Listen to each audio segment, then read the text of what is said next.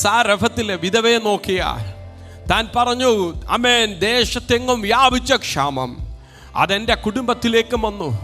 അവസാനത്തെ മാവ് കൊണ്ട് അപ്പമുണ്ടാക്കി ഭക്ഷിച്ച് ഞാനും എൻ്റെ മകനും മരിക്കാൻ പോവുകയാ.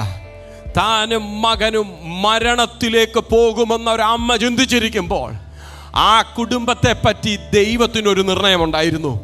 സാരഫത്തിൽ അനേക വിധവമാരുണ്ടായിരിക്കെ ആമേൻ, ഒരു വിധവയുടെ വീട്ടിലോട്ട് ഏലിയാവെന്ന ദൈവപുരുഷനെ ദൈവം അയച്ചു. ആ സഹോദരി ചിന്തിച്ചു കാണും, അവസാനത്തെ അപ്പം പോലും, ആഹാരം പോലും കഴിക്കാൻ പ്രവാചകൻ അനുവദിക്കുന്നില്ലേ? 10 അപ്പം ഉള്ളതിൽ ഒരെണ്ണം കൊടുക്കാൻ വലിയ ബുദ്ധിമുട്ടില്ല. പക്ഷെ ഉള്ളത് മൊത്തം കൊടുക്കുമെന്ന് പറഞ്ഞാൽ അത് സാക്രിഫൈസ് ചെയ്യുന്ന ഒരു വലിയ വിഷയമാണ്. പ്രൈസ് അല്ലാഹ്. എന്തോ സംഭവിച്ചെന്നറിയാമോ?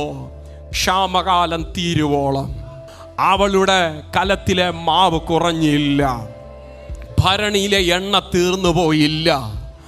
തനിക്ക് വേണ്ടി മാത്രമല്ല, തൻ്റെ കുടുംബത്തിനു വേണ്ടി ഒരു ഇൻവെസ്റ്റ്മെന്റാ സാരഫത്തിലെ വിധവ അവിടെ ചെയ്തത്.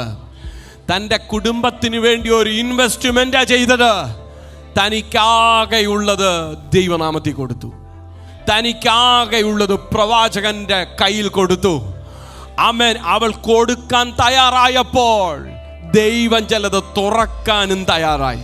കർത്താവ് തരുന്ന സാഹചര്യങ്ങളെ, ദൈവം തരുന്ന സാധ്യതകളെ ദൈവനാമത്തിനു വേണ്ടി നീ കൊടുക്കാൻ തയ്യാറാകുമ്പോൾ, കർത്താവിന് വേണ്ടി നിൽക്കാൻ നീ തയ്യാറാകുമ്പോൾ, നിനക്ക് വേണ്ടി നിൽക്കുന്നൊരു ദൈവമുണ്ടെന്ന് മറക്കരുത്.